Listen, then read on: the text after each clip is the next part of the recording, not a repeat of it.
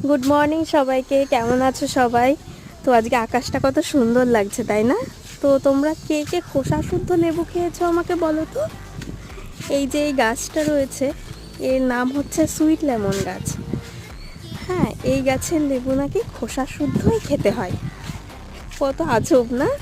আর একদম ছোট ছোট হয়, কিউট দেখতে খুব। আর হচ্ছে এরকম মানে ছোট ছোট হয় এবং ছোট থেকেই পেকে যায়। আর ওই ওই অবস্থায় নাকি খেয়ে নিতে হয়।